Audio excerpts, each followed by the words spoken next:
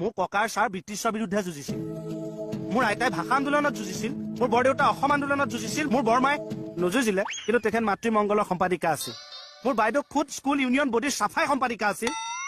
মণি আজিও তেখেতে মহিলা সমিতিৰ নামত জীৱনে দি দিছে আৰু ময়ো পুলিচ হৈ সমাজ সেৱা কৰি আছো। তাৰ পিছত কি ৰবহে, আপোনাক বেলেগ এটা কথা কবলৈহে মাতি আনিছো মই।